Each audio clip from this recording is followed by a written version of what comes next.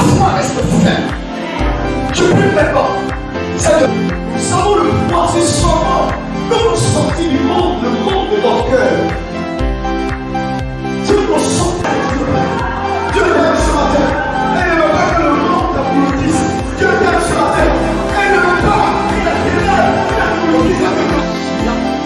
Non pas toi, mais la parole de la résurrection. Et la parole de la résurrection t'apportera.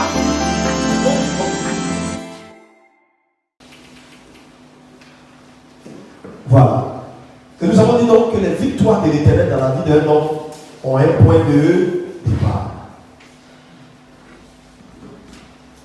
Arriver à faire des exploits avec Dieu commence quelque part.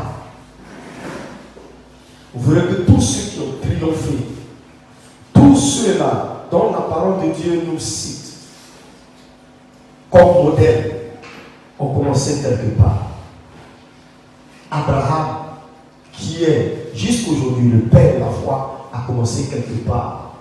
Quand Dieu lui a dit quoi? Quitte la maison de ton père. Quitte. Ça a commencé là. Gloire à Jésus. Ensuite, vous prenez également Jacob. À lui également, ça a commencé quelque part. Quand à Bethel, le Seigneur s'est adressé à lui et qu'il a dressé là un autel. Alléluia. Amen. À Joseph, Dieu s'est adressé à lui. Ça commence quelque part. Tous ceux qui ont fait des exploits ont eu un point de départ. Et donc la semaine passée, nous avons dit, le point de départ c'est quoi? L'initiative de Dieu. Sur initiation de Dieu. C'est-à-dire Dieu qui commence, Dieu qui donne l'ordre pour. Voilà. Et nous avons dit, c'est pour cela que le roi David, vraiment presque dans tout son parcours, consultait Dieu. Parce qu'il s'est rendu compte que quand Dieu n'a pas initié, lui-même le roi David arrive à des difficultés quand Dieu n'a pas initié. Il ne s'en sort pas quand Dieu n'a pas initié. Quand vous lisez son histoire, ce n'est pas dans toute l'histoire qu'il a été brillant. Il a eu des pages sombres, des pages tristes, des pages qui sont humiliantes. Oui, il a connu l'humiliation à cause de cette décision. Parce qu'en ce moment-là, Dieu n'avait pas dit, Dieu n'a pas initié, il l'a fait de lui-même. Et donc, si nous voulons faire des exploits, premièrement, nous savons que nous devons laisser Dieu initier. Ce que je suis en train de vous expliquer concerne tous les domaines de notre vie. Je dis bien tous les domaines. Mariage, enfant, voyage, travail, relation, d'amitié et tout le reste. Tous les domaines de notre vie. Ministère, finance, je ne sais quoi. Projet, en parenthèse. Tous les domaines de notre vie.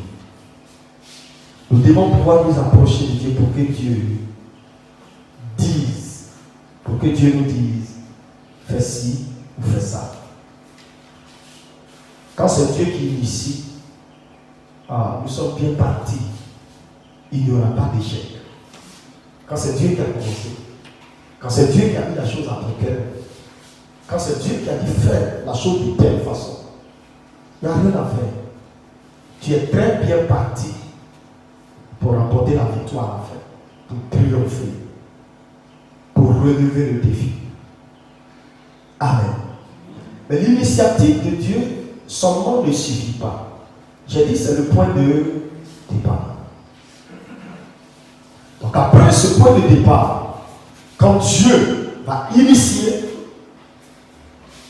on va passer à un deuxième point, un deuxième élément très important qui qui va également concourir à notre exploit, ou à notre réussite, ou à notre victoire. C'est de ce deuxième élément que je vais parler ce soir. Je vais t'inviter donc à prendre ta Bible dans le livre de 1 Samuel. Si vous y êtes, on y va. Samuel dit à Saül, c'est moi que l'Éternel a envoyé pour tourner roi sur son peuple, sur Israël. Écoute donc ce que dit l'Éternel. Verset 2. Ainsi parle l'Éternel des armées. Je me souviens de ce qu'Amalek fit à Israël lorsqu'il lui ferma le chemin à sa sortie d'Égypte. Va maintenant, frappe Amalek et dévouer par interdit tout ce qui lui appartient. Tu ne l'épargneras point et tu feras mourir hommes et femmes, enfants et nourrissons, bœufs et brebis, chameaux et ânes. Saül convoqua le peuple et en fit la revue à Télaïm. Il y avait 200 000 hommes de pied et 10 000 hommes de Juda. Saül marcha jusqu'à la ville d'Amalek et mit une embuscade dans la vallée. Il dit aux Kéniens, allez, retirez-vous, sortez du milieu d'Amalek, afin que je ne vous fasse pas périr avec lui. Car vous avez eu de la bonté pour tous les enfants d'Israël lorsqu'ils montaient d'Égypte. Et les Kéniens se retiraient du milieu d'Amalek. Verset 7. Saül partit à Amalek depuis Yavila jusqu'à Chour, qui est en face de l'Égypte. Il prit vivant Agar, roi d'Amalek, et il dévoua par interdit tout le peuple en le passant au fil de l'épée. Verset 9. Mais Saül et le peuple épargnèrent Agar et les meilleurs brebis, les meilleurs bœufs, les meilleures bêtes de la seconde portée, les agneaux gras et tout ce qu'il y avait de bon.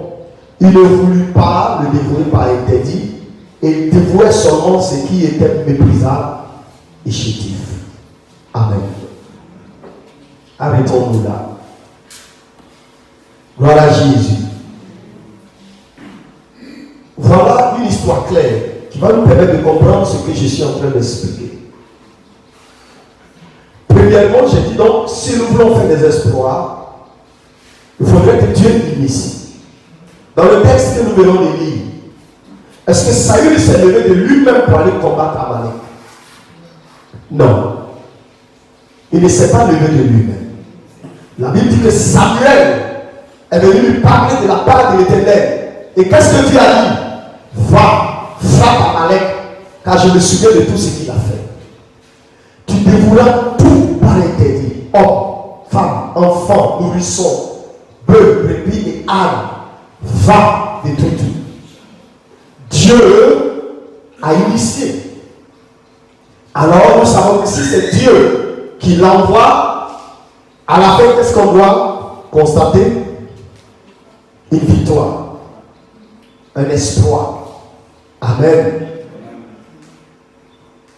Donc, vous voyez que la première étape est respectée ici. C'est-à-dire c'est Dieu qui l'a envoyé. Alors, Saül est parti. Et là maintenant vient la deuxième étape que nous sommes en train d'expliquer. Et il est arrivé sur le champ de mission. Et il est en train d'accomplir la mission sur ordre du Seigneur. Et quelque chose va se passer. À la fin de sa mission, bien sûr, il a triomphé de l'ennemi. À la fin de sa mission, la Bible dit que Saül est revenu avec le roi d'Amalek et avec des brebis, des bœufs, etc. Amen. Alors, le deuxième élément, si nous voulons remporter vraiment la victoire dans toutes nos batailles, partout, dans tous nos grand défi. Si nous voulons remporter la victoire, il va falloir exécuter totalement les instructions du Seigneur. Sans se détourner ni à gauche, ni à droite. Voilà le second élément. Exécuter totalement toutes les instructions du Seigneur, sans nous détourner à gauche ou à droite de tout ce que Dieu aura dit. Dis Amen. Amen. Saül est parti. Il a mis en œuvre ce que Dieu lui a dit. Nous allons voir donc la suite. À partir du verset 13, nous revenons au texte. La Bible dit, Samuel se rendit auprès de Saül. Et Saül lui dit, sois béni de l'Éternel, qui a observé la parole de l'Éternel. Voilà.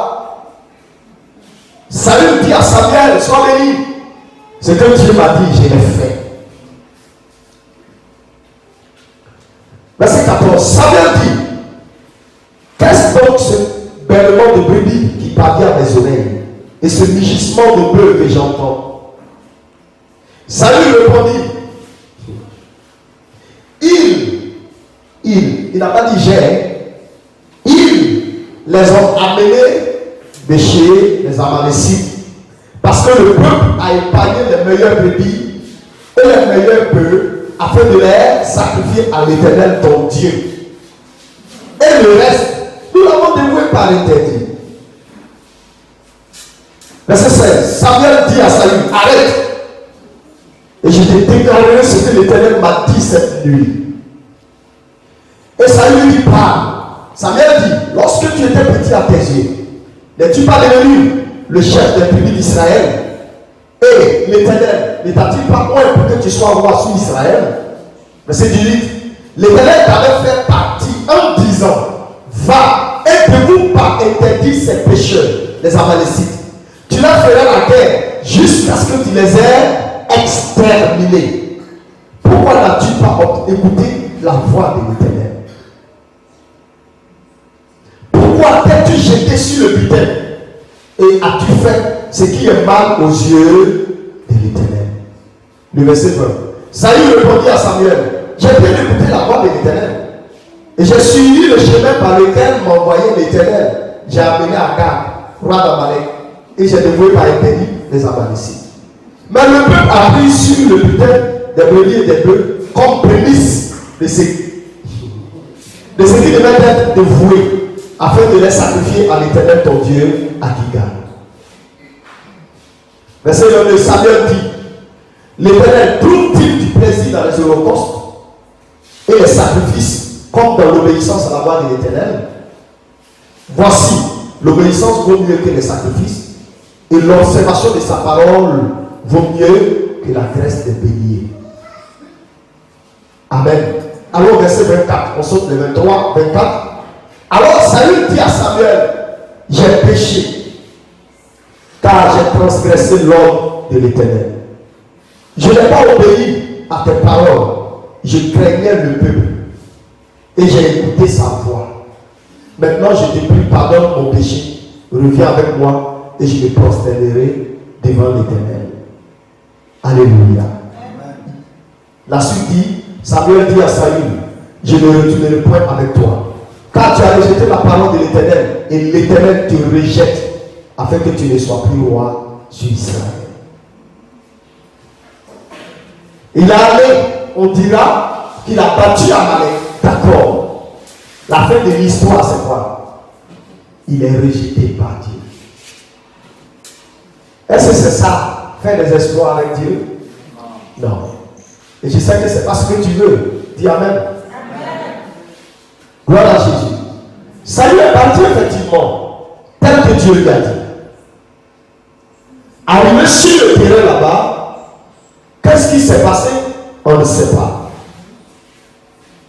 Mais voilà que ce que Dieu lui a dit, Saül n'a pas fait tout exactement. Il a fait aussi. Et il a laissé ce qu'il pouvait laisser. Il n'a pas exécuté fidèlement. Amen. Dieu dit pour vous tout paraît interdit. Ils sont revenus avec quelques brebis et avec le roi. Oh, Dieu a dit, tue tout le monde. Avec Dieu, il n'y a pas d'obéissance à moitié. Soit tu obéis, ou tu n'obéis pas. Dieu a été clair dans l'ordre qu'il a donné, dans les instructions qu'il a données. Et vous allez voir par la suite, qu'est-ce qui a entraîné la désobéissance de Saül? À partir de ce qu'il nous rapporte lui-même, au verset 24, la Bible dit, alors Saül dit à Samuel, j'ai péché car j'ai transgressé l'ordre de l'Éternel. Il dit quoi? Je n'ai pas obéi à tes paroles, je craignais le peuple et j'ai écouté sa voix. C'est ce qu'il nous rapporte. Et vous allez voir que dans toutes les réponses de Saül, il ne s'est jamais remis en cause. Il a remis la faute sur le peuple. Sur le peuple. Pas lui. Mais Dieu n'a pas parlé au peuple. Dieu a parlé à qui? Dieu a parlé à Saül. L'ordre a été adressé à Saül. De la même manière que dans le jardin d'Éden, Dieu n'a pas parlé à Ève. Dieu a parlé à Adam. Alléluia. Dieu ne s'est pas adressé à Ève. C'est pour cela que lorsque Dieu est descendu dans le jardin, il n'a pas dit Ève, où es-tu? Parce qu'il ne s'est pas adressé directement à Ève. Il a donné les instructions à Adam. Adam a informé sa femme. Là, il a donné les instructions à Saül. Saül a réuni le peuple. Et Saül lui a dit ce qu'il fallait faire. C'est toi le responsable. S'il a péché, c'est toi qui devais dire, voilà, il dit, j'ai craint le peuple. Et je les ai laissés faire. Bon, ça c'est ce qu'il nous rapporte. Alléluia. Le premier point de ce que nous devons retenir ce soir. Avec Dieu, on n'obéit pas à moitié. Il a exécuté l'ordre du Seigneur, mais à moitié. Effectivement, ils ont brûlé la ville. Ils ont tué enfants, femmes et autres. Seulement, il est revenu avec le roi et avec les meilleurs brebis et les meilleurs bœufs. Donc, il a exécuté, mais pas totalement. Si nous voulons triompher dans tous nos combats, il n'y a pas d'exécution à moitié. Soit tu exécutes, soit tu n'exécutes pas.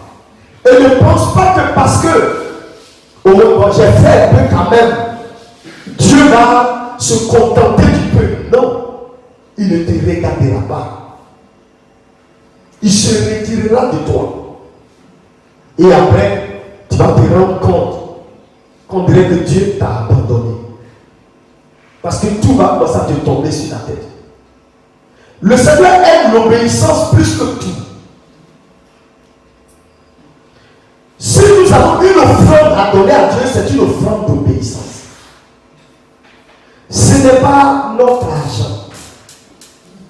C'est une offrande d'obéissance. Donc Dieu dit, l'obéissance vaut mieux que toutes sortes de sacrifices. Alléluia. Et ça se voit chez nous-mêmes les parents. Quel que soit ce que ton enfant pourrait te donner, si c'est un enfant qui te manque de respect, je ne sais même pas ce qui te donne la part de valeur. Ce que nous attendons de nos enfants, c'est de l'obéissance.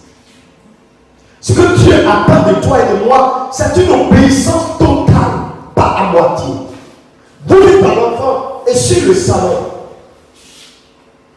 Et jusqu'à ce que vous allez revenir, vous voyez qu'il est chez une partie et qu'il a laissé l'autre. Quand vous lui demandez, mais pourquoi tu as fait ça? Il dit, non, en fait, j'ai échoué, mais il était fatigué. Ou encore, il vous dit, mais quand je suis, les gens passent. Donc moi aussi, j'ai laissé la balle.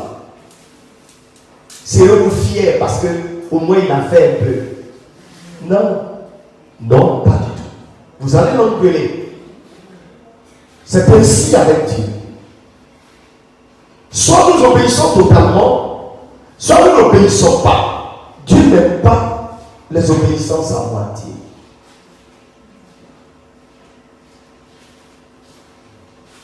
Amen.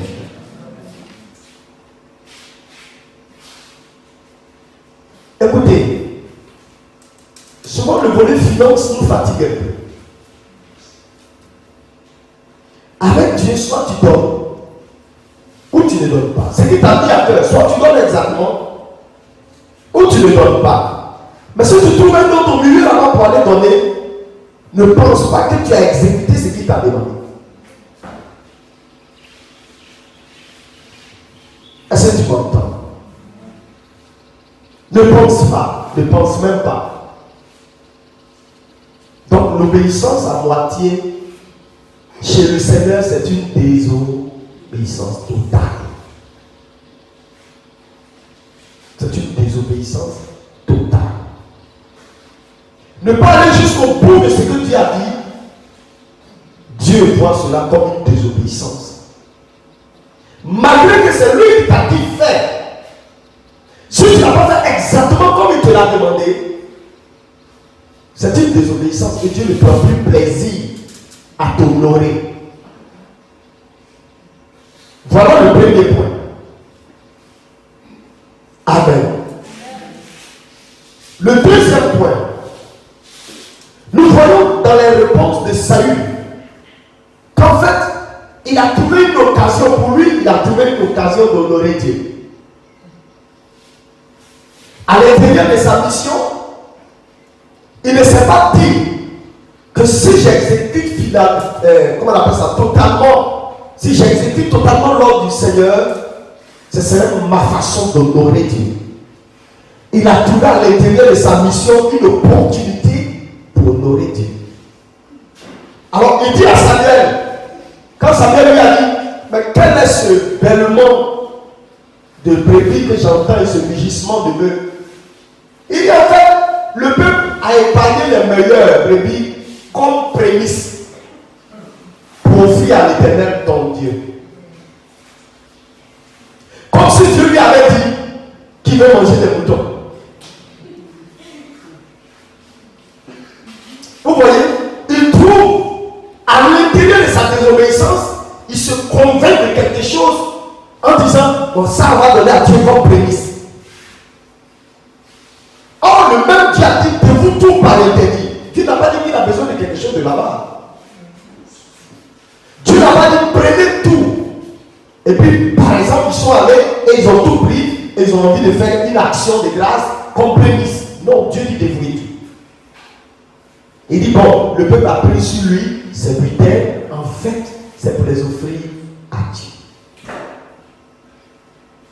Alors non, en fait, pasteur, si tu as dit que j'ai fait ça de la sorte, en fait, l'argent que ça va produire, c'est pour prendre, pour soutenir l'œuvre.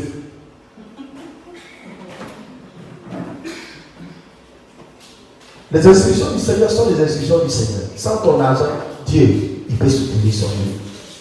Ce que Dieu te demande, c'est tout simplement obéir fidèlement à ce qu'il t'a dit. Beaucoup d'entre nous ont pris appui sur le fait que, si ça donne l'argent, on peut soutenir l'œuvre de Dieu pour s'engager dans certaines choses. Dieu ne marche pas comme ça.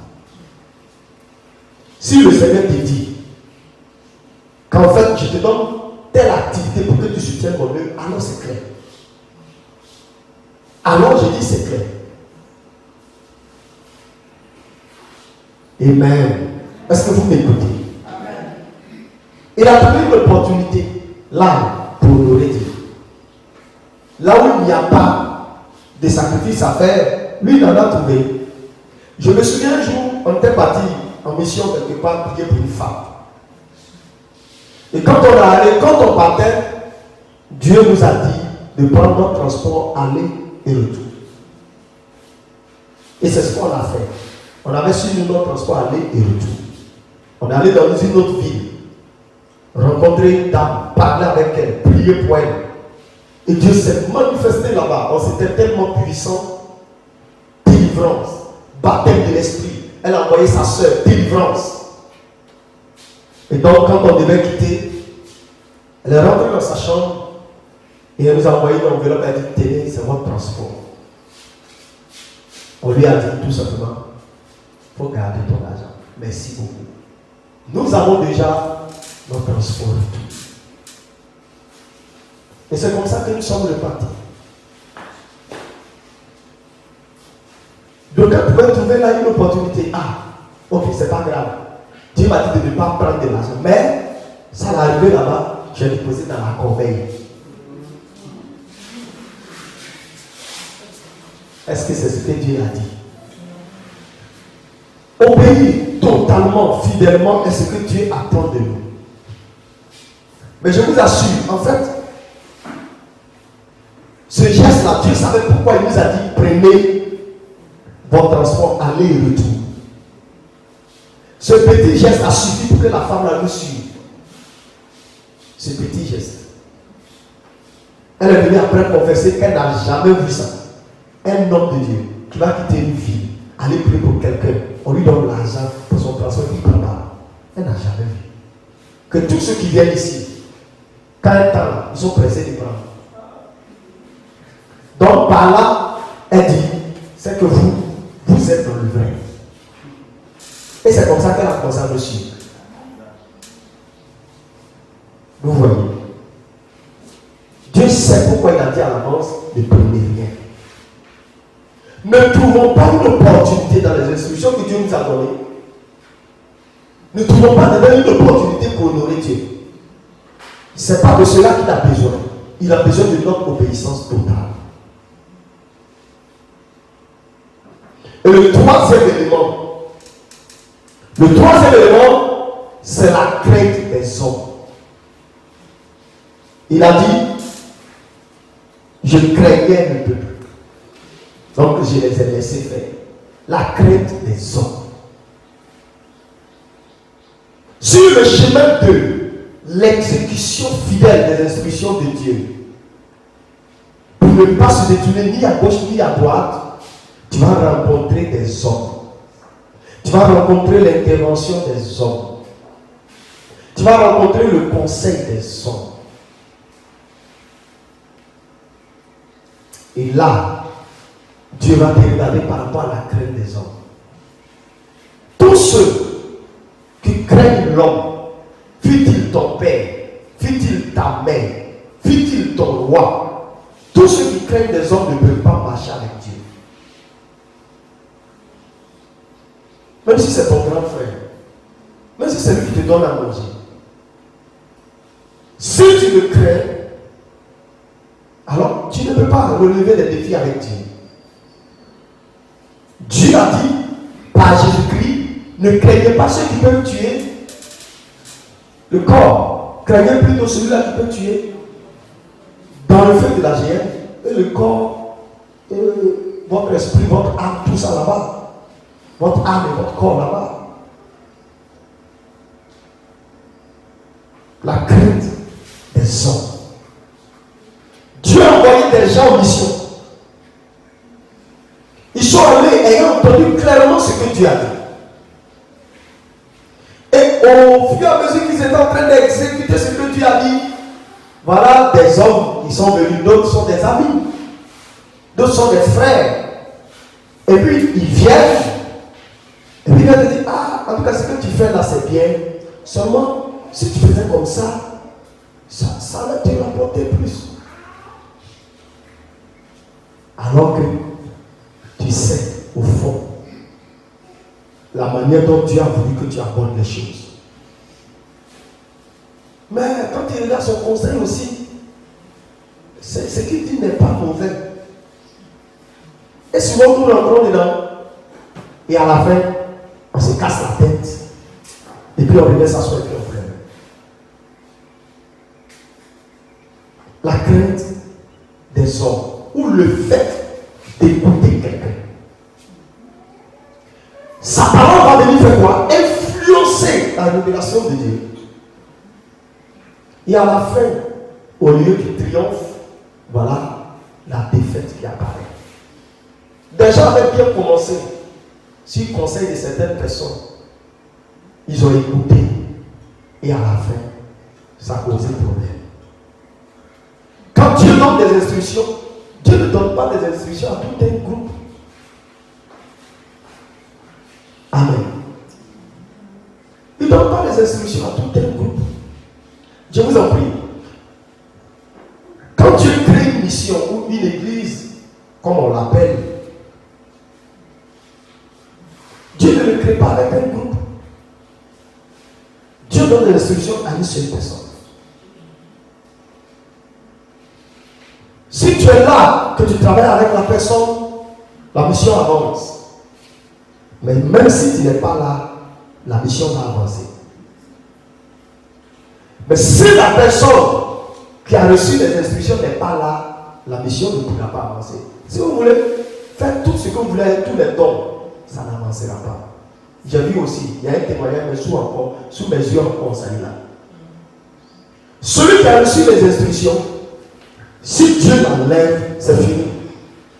Si tout de suite, Dieu l'enlève là, je ne sais pas comment vous allez avancer.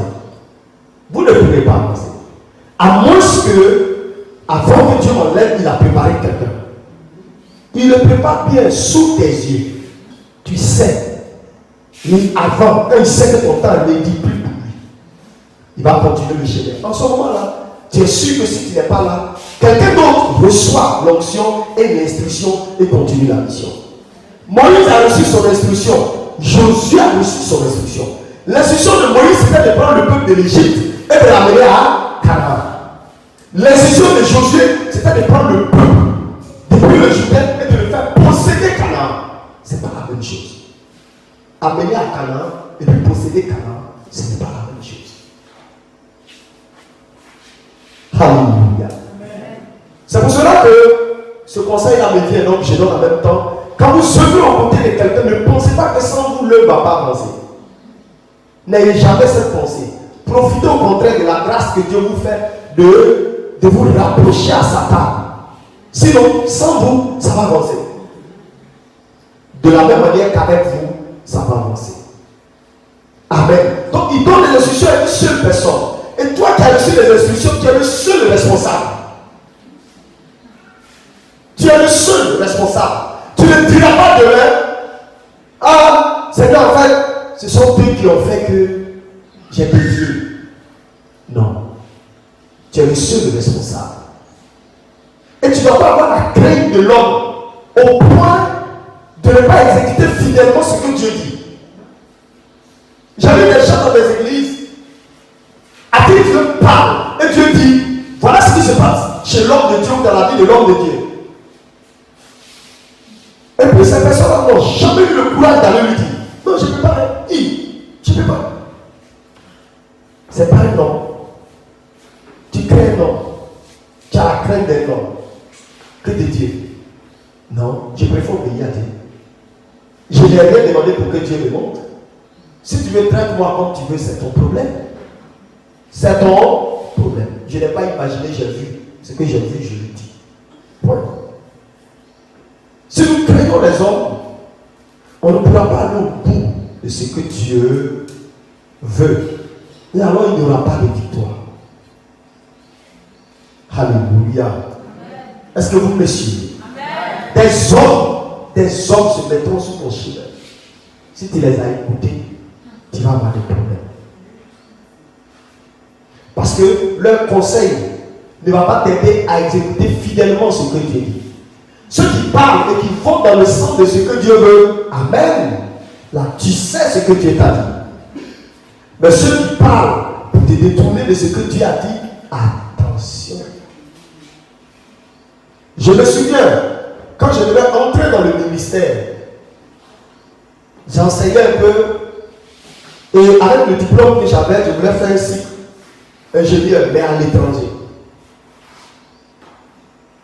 Et c'est là que l'appel a commencé tout ça. Et j'ai décidé donc de tout arrêter pour me lancer dans l'œuvre du Seigneur. J'ai un grand frère qui m'a approché, qui a dit, petit frère, tu es intelligent. vas t'asseoir comme ça et ne rien faire. Tu es pasteur, c'est vrai, mais ça ne veut pas dire qu'un pasteur ne doit rien faire. Pour voir, je t'ai déjà passé un peu. Tu peux être en train de travailler. Et puis tu sais Dieu, il y en a. Ce qu'il dit n'est pas mauvais. Mais moi, je savais ce que Dieu m'avait mis à cœur. Je lui ai dit, grand frère, si tu veux m'aider, envoie-moi l'argent. Je le connais et je sais que l'argent, il ne va pas m'apporter l'argent. Alors je lui ai dit, envoie-moi l'argent. Tout en 500 000, je vais trouver un concours quelque part. Envoie-moi l'argent. Il ne m'a pas envoyé l'argent. Alléluia. Et je n'ai pas suivi ce qu'il m'a dit. Je n'ai pas écouté. Et j'ai servi comme ça dans le privé au début du ministère jusqu'à un moment. J'ai fait 2 ans. Et puis j'ai senti le besoin de tout arrêter. Je devais tout arrêter pendant que je ne sais même pas. En fait, la chose n'avait pas encore décollé. Quand on se réunit, qu'on fait les offrandes, le jour qu'on a eu 500, c'est bon, les prix du soir, tu sais, les prix du dimanche, 1000 francs, 1300, 1200. 1200. Et c'est maintenant qu'il faut commencer l'enseignement sur les dîmes. Les gens, ils entendent, mais pour obéir, c'est un problème. Qui peut te donner une dîme? Personne. Donc, on a commencé à traverser quelques moments difficiles. Il faut attendre dimanche pour voir 1300. 1500. C'est pour cela que les jeunes femmes là, elles n'aiment pas les hommes de Dieu. Elle ne peut pas marier homme de Dieu. Après, il faut attendre aux francs pour manger. Ça va. Et c'est comme ça. C'était comme ça. On a tenu comme ça. Mais au fond de moi, j'avais cette assurance que Dieu va me soutenir. Effectivement, le Seigneur m'a permis de vivre sur toute une année. Quelqu'un a payé ma maison. Quelqu'un que je ne connaissais même pas. Sur toute une année. Les instructions du Seigneur. J'aurais pu dire, Seigneur, toi-même tu sais que c'est difficile.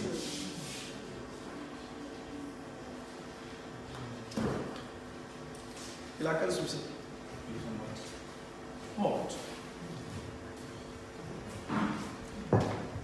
Seigneur, c'est difficile. Attends, j'ai enseigné un peu, puis il a fait un peu.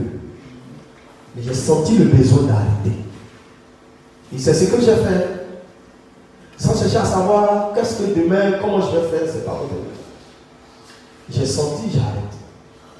Obéir fidèlement à ce que Dieu dit, sans se détourner ni à droite, ni à gauche. Si nous voulons remporter des victoires, voilà. Je parle comme ça pour que vous puissiez vous rendre compte de certaines choses. Parce que tout le monde n'est pas venu, ça me dérange un peu. L'impression que Dieu m'a donnée quand j'étais en train d'écrire, ça qu'on dirait qu'il s'est retiré un peu de certaines personnes. À cause de ce que dans ce que Dieu leur a dit, ils sont pas allés fidèlement. Ils ont trouvé d'autres choses à mettre dedans. Et à la fin, nous voulons faire des espoirs avec Dieu, ça ne peut pas marcher. Amen. Je vais terminer par également ce passage-là. J'ai dit, c'est Dieu qui initie. Ça, c'est privé. Secondairement, le Seigneur attend qu'on les évite fidèlement. Ce qu'il nous a dit. Sans se détourner ni à gauche ni à droite. Si vous vous détournez un peu, ne serait-ce qu'un peu, le Seigneur se retirera. Alors vous allez voir que dans les premiers, c'est comme si ça marchait. Et puis après, allons-y dans 1 Roi, le chapitre 13. 1 Roi, le chapitre 13.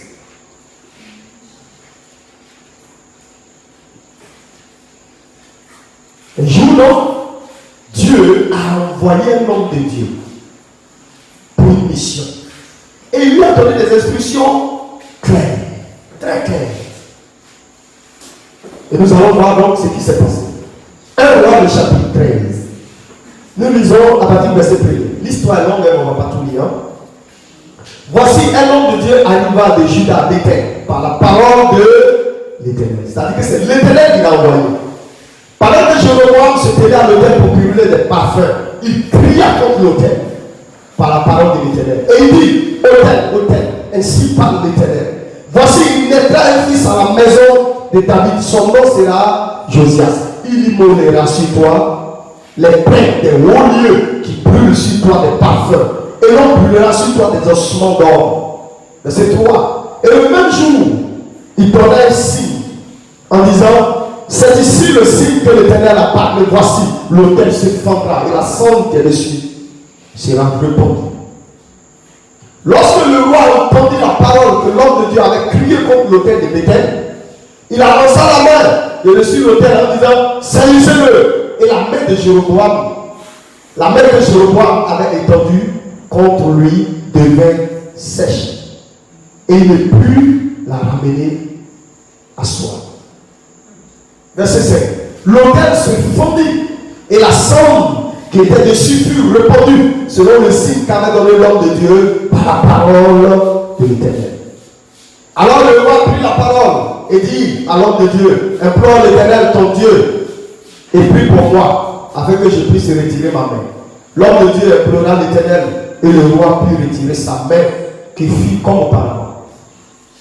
Le roi dit à l'homme de Dieu, entre avec moi dans la maison, tu prendras quelques nourritures et je te donnerai un présent. L'homme de Dieu dit au roi, quand tu me donnerais la moitié de ta maison, je n'entrerai pas avec toi. Je ne mangerai point de pain, je ne boirai point d'eau dans ce lieu-ci. C'est là maintenant nous commençons à nous rendre compte des instructions que Dieu a données à cet homme. Au début, il a commencé à parler selon ce que Dieu lui a dit. Mais c'est plus tard qu'on voit ce que Dieu lui a dit dans le secret avant qu'il ne parte. Amen. Et ensuite, verset 10, il s'en alla par un autre homme. Verset 9, car cet homme m'a été donné par la parole de l'Éternel. Tu ne mangeras point de pain et tu ne boiras point d'eau. Et tu ne prendras pas à ton retour le chemin par lequel tu seras allé. Et il s'en alla par un autre chemin. Il ne prit pas à son retour le chemin par lequel il était venu à Béthel. Dites-moi, qui l'a envoyé? Qui a initié la mission? Dieu. Les instructions que cet homme a reçues, a-t-il obéi exactement à ces instructions? Oui. Jusque-là, oui. Jusque-là, oui. Dieu lui a dit, tu ne mangeras pas, tu ne boiras pas là-bas, tu ne prendras rien là-bas. Et le chemin par lequel tu entreras dans la ville, tu sortiras de la ville par un autre chemin. Il fit exactement cela. Amen. C'est après maintenant que quelque chose d'autre va se passer. À partir du verset 11. Il y avait un vieux prophète qui demeurait à Béthel. Ses fils vinrent lui raconter toutes les choses que l'homme de Dieu avait faites à Béthel ce jour-là. Et la parole, et les paroles qu'il avait dites au roi, lorsqu'il en eut fait le récit à leur père, il leur dit, par quel chemin s'en est-il allé? Ses fils avaient vu par quel chemin s'en était allé l'homme de Dieu qui était venu de Juda. Amen. Voilà. On va descendre jusqu'au verset 16 ou le verset 15. Alors il lui dit, viens avec moi à la maison et tu prendras quelques nourritures. Le vieux prophète est allé trouver cet homme de Dieu qui est assis quelque part un peu fatigué. Et il lui a dit, viens avec moi à la maison, retourne à la maison à Béthel, tu vas prendre un peu de nourriture. Voilà la réponse que lui donne cet homme de Dieu.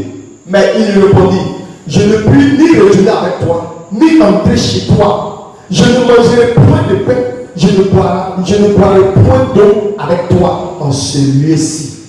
L'homme de Dieu est toujours fidèle à ce que Dieu lui a dit. Il répète cela devant l'homme de Dieu. Et puis ensuite le verset 17.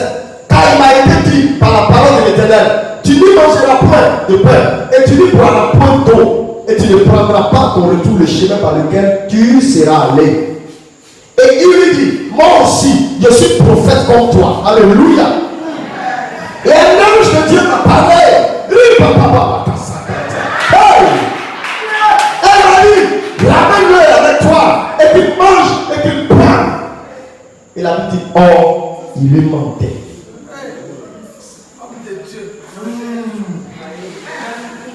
L'homme de Dieu retourna avec lui. Et il a mangé. Et il a bu. Dès qu'il a fini, ça c'est moi qui continue maintenant l'histoire. Dès qu'il a fini, la parole de l'Éternel a sonné maintenant. Par la bouche de ce vieux prophète qui mentait au début. Il lui a dit, tu as mangé et tu as bu. Ainsi parle l'Éternel.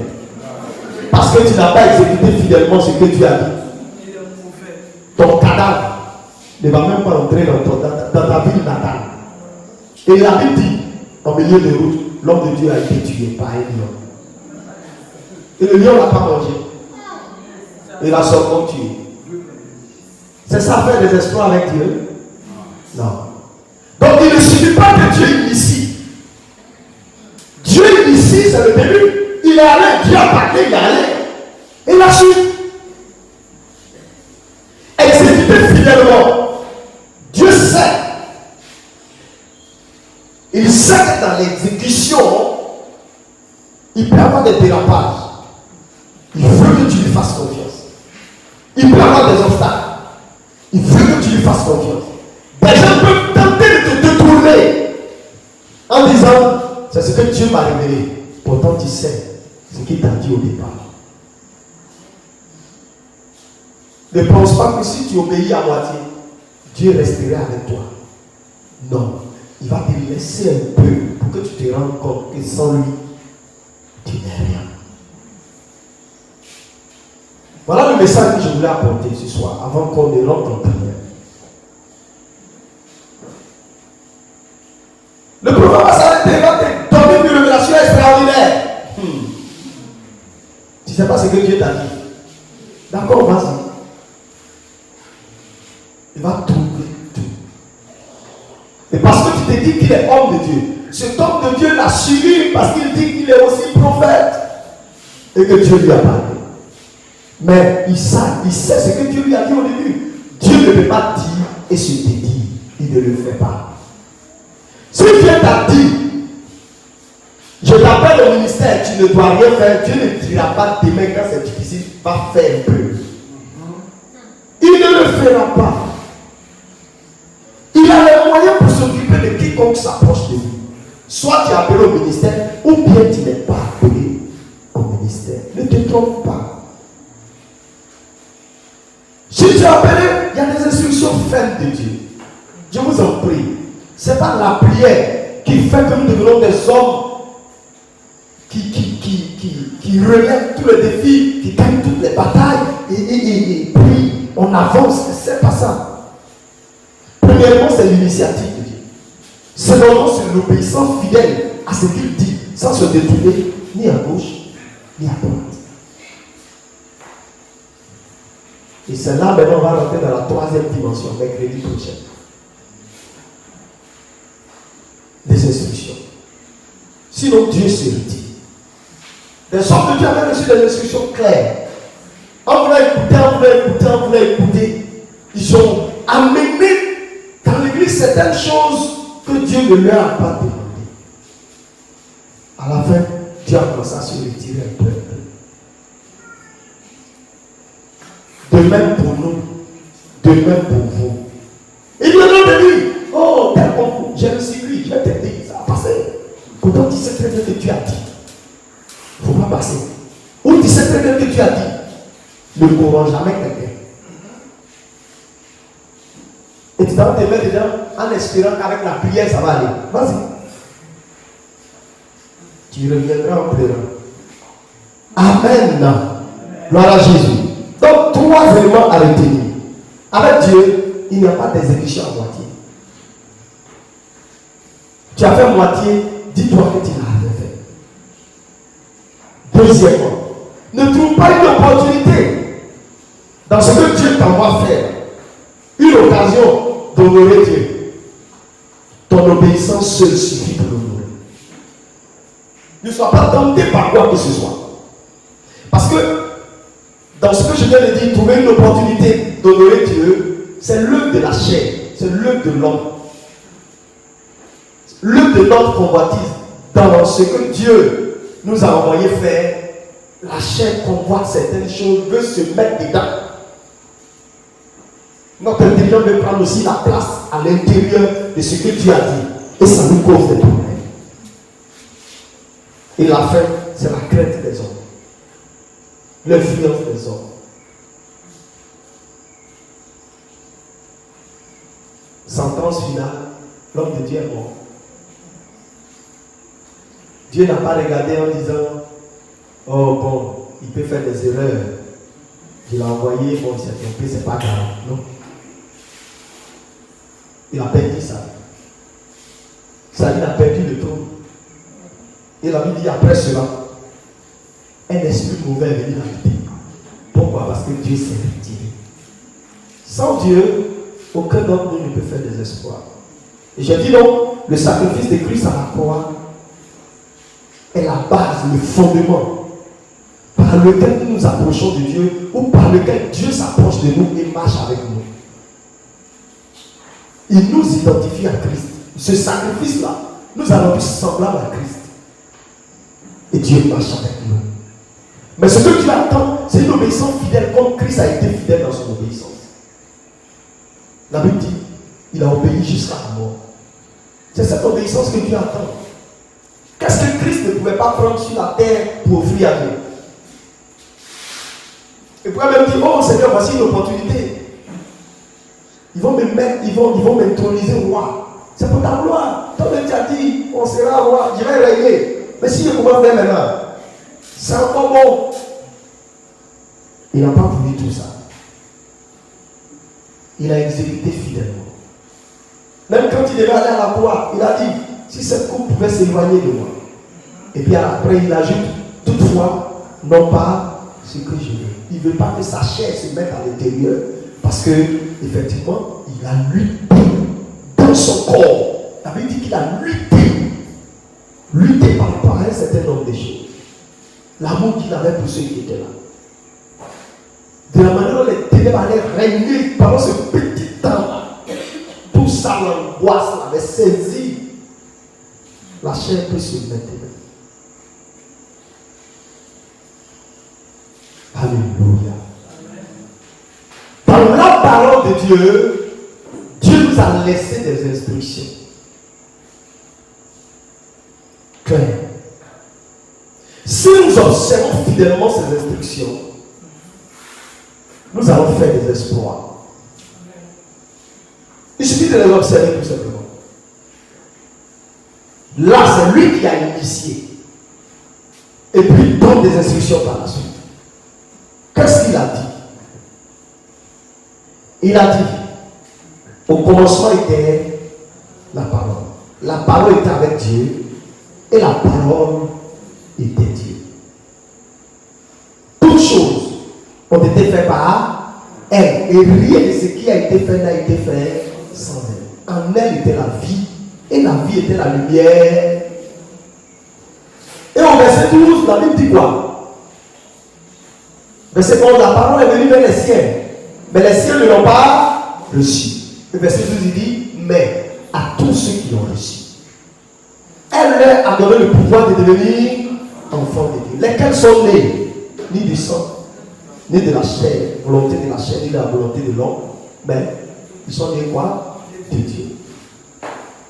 La Bible donc dit que quiconque reçoit Christ est né de Dieu. Quiconque reçoit Christ comme sauveur, les choses anciennes sont passées et tout devient nouveau. Ce n'est pas moi qui le dis. C'est comme s'il te disait, va, accepte Christ comme ton sauveur.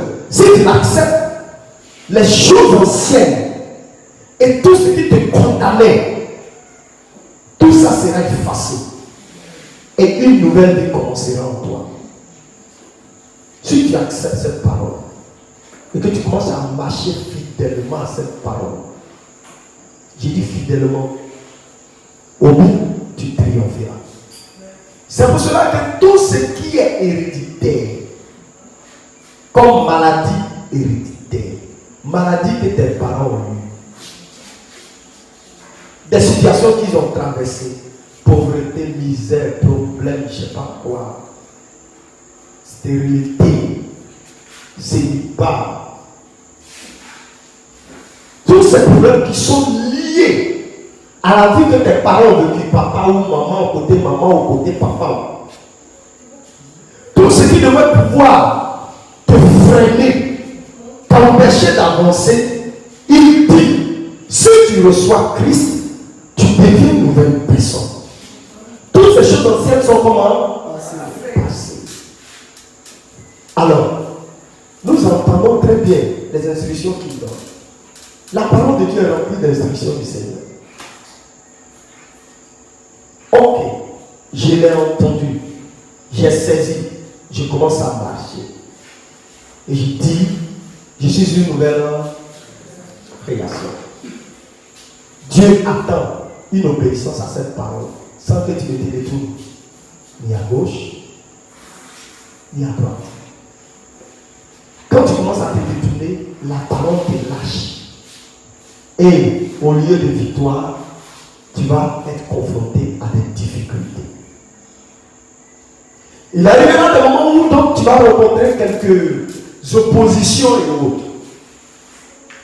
Parce que quand Dieu envoie toujours en mission, à l'intérieur de la mission, il va te tester. Il testera ton cœur. La mission même est un test d'abord. Amen. Et donc nous sommes en train de marcher, puis bon, quelques circonstances arrivent. Peut-être depuis là, le mariage tarde. Alors du coup, tu t'assois et tu dis, ah, moi-même, ma maman là, vraiment, le mariage dans notre famille là, c'est compliqué. C'est compliqué. Ça veut dire que pour moi là, depuis là, ça là, je sais que c'est ce lien là, il faut que, ce lien là, seulement, il faut que, ok. Il faut qu'on brise cela. D'accord, vas-y. Donc, à cause de la circonstance, tu commences à te détourner à gauche. Chercher quelque chose pour venir compléter la parole là. Ce qu'il n'a pas dit, tu vas le prendre. Il n'a pas dit, si tu es en Christ, tu es une nouvelle créature, les choses anciennes sont presque passées. Il y a quelques liens à briser. Et alors les choses nouvelles seront là. Non. Alors, si tu ne restes pas fidèle à cette parole, Dieu va se retirer. Tu vas chercher lien. Tu vas trouver. Tu vas briser. Ça ne finit jamais parce que ça repousse. Ah, mais quand tu coupes une racine d'arbre, est-ce que les racines d'arbre ne poussent pas? Ah, tu vas les couper une à une. Demain, tu vois l'autre, tu coupes. Après, demain, tu vois l'autre, tu coupes. Pendant que tu as fait là-bas, l'autre aussi pousse.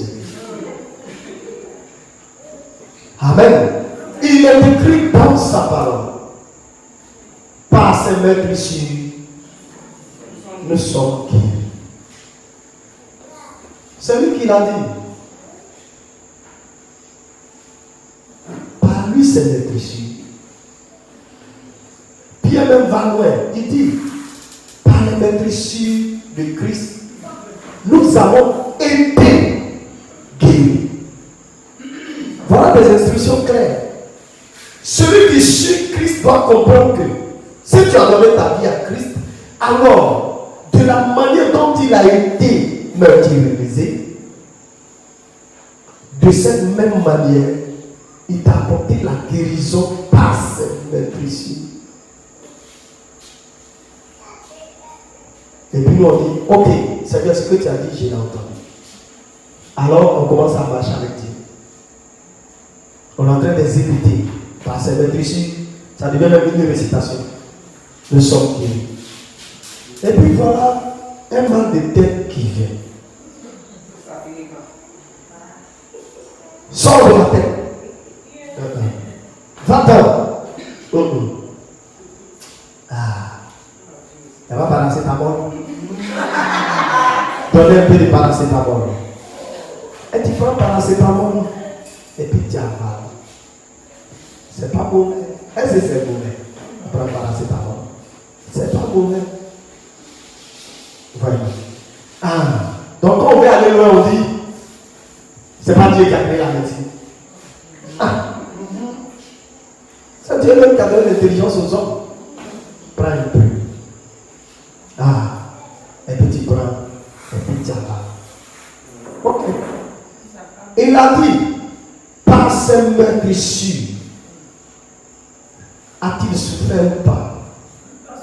Par ses meurtrissures, vous avez été guéris. Si tu le crois, cette guérison se produit. Allez jusqu'au bout de ces instructions. Nous ne pouvons pas aller à la moitié des instructions et puis penser faire des exploits. Ah, tu dis, pasteur, maître, ici, je suis guéri. Au nom de Jésus, que la douleur disparaisse. On a prié un peu. Comme la douleur depuis là ne va pas, alors on trouve un autre. Jésus a dit dans sa parole, ah, mais maître, ici vous êtes guéri, mais si vous vous rendez compte que la guérison tarde, prenez quelques comprimés. Donc il faut qu'on complète la Bible avec quelques petits éléments comme ça qui vont nous faire du bien. Nous ne sommes pas contre la médecine. Si nous chrétiens, nous envahissons les hôpitaux, les païens vont où? Les païens ont pour seul espoir l'hôpital et l'enfant de Dieu. L'espoir de l'enfant de Dieu, ce n'est pas l'hôpital. Non. Quand Dieu veut qu'on parte à l'hôpital, on y va. Alors, quand on ne suit pas ces choses, nous aurons une guérison qui vacille, ou une santé qui n'est jamais stable. Demain, tu as pris par là, il est parti un peu. Il revient encore, tu prends par là, il s'en va. Il revient encore, tu prends par là. Ta foi est morte. C'est fini. Tu ne peux plus combattre le mal de tête et puis avoir la victoire. C'est fini. Toi-même, quand tu as été prié, tu as dit, il faut quitter là. Tu sais qu'à la fin, tu vas prendre. Qui parle? Si aussi tu ne prends pas, il est là-bas. Et alors, si ça tue ta foi de la sorte, ça tue ta foi, même quand tu pries pour tes enfants, quand ils donnent un mal de tête. Toi-même, tu sais que pour toi, même quand tu pries, ça ne va pas. Alors tu lui dis, attends que je prie pour toi. Oh Seigneur, si tu dois dire 6, amen. Va prendre.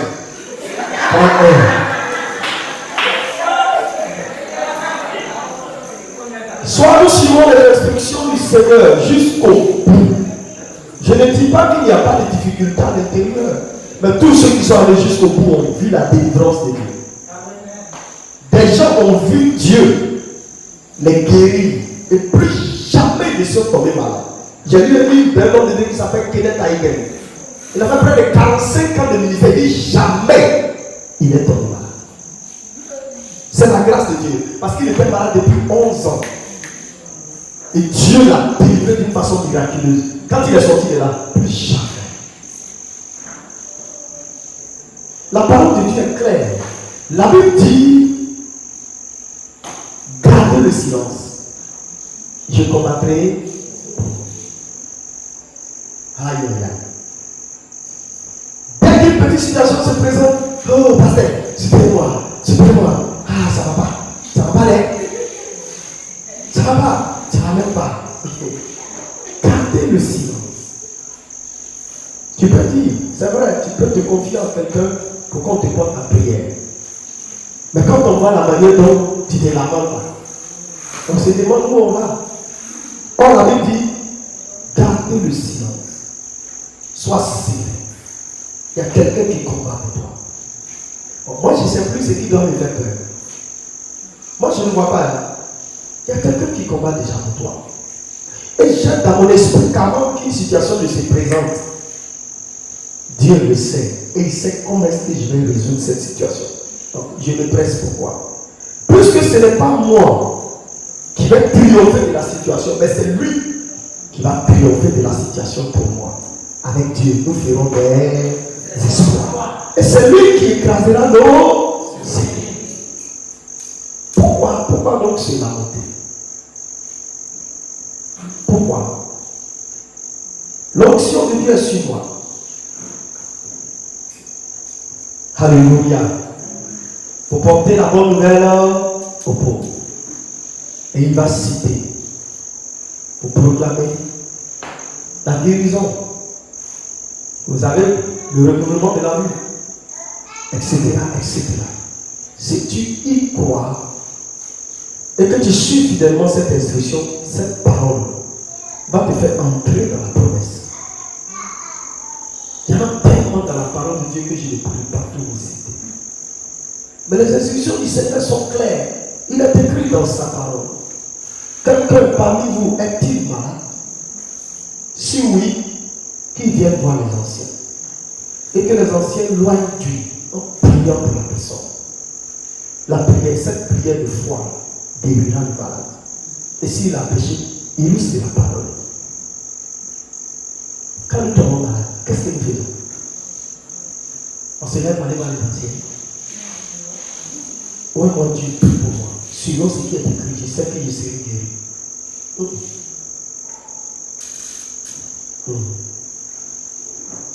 Chaque église a son docteur. Gloire à Dieu. Si ce soir, nous voulons saisir la parole de Dieu, en 15 minutes, 20 minutes de prière, un miracle va se passer pour toi. Gloire à Jésus. Donc, c'est lui qui initie. Si Dieu n'avait pas voulu, on ne serait pas là ce soir. C'est lui qui a voulu qu'on soit là ce soir. Si Dieu n'avait pas voulu, on n'aurait pas abordé ce thème. C'est lui qui a voulu qu'on aborde ce thème. Et s'il a voulu qu'on aborde ce thème, c'est qu'il a quelque chose à faire. À nous maintenant de nous, ça lié par rapport à la parole que nous avons reçue. Qu'est-ce que tu traverses? Qu'est-ce qui se passe? Tu n'es pas en retard. Ne te dis pas ça. Qu'est-ce que Dieu a dit te concernant? Et alors, quelles sont les difficultés que tu commences à rencontrer? Ce soir, il écrasera nos ennemis. Et il a dit dans sa parole, ne vous inquiétez de rien. Rien. Parce que le lendemain prendra soin de nous. Soit tu acceptes de suivre la parole et d'aller fidèlement jusqu'au bout, ou bien tu mets pour toi dedans. Et alors, il a dit, les oiseaux du ciel, des sels et des boissons. Ok. Matin, tu attends. Il y a 10 heures, il n'y a rien. Il y a midi, 13 heures, 14 heures. Le monde te réclame sa part, il n'y a rien. 15 heures. Seigneur. Tu as dit, le lendemain, pour le soir, 17 heures. Alors, papa, tu ne veux pas manger la rien manger? Et le papa que Dieu dit, il ne faut plus l'appeler pour lui demander de l'argent. Ça vient à ça. Maman, c'est chaud sur moi. Tu ne veux pas. Et au lieu d'attendre Dieu, alors tu t'en vas. C'est vrai, il est écrit frapper. Demander. Mais ce n'est pas de la sorte. Dieu te bénisse. Nous allons prier le Seigneur. Tu vas te tenir debout et acclamer le Seigneur.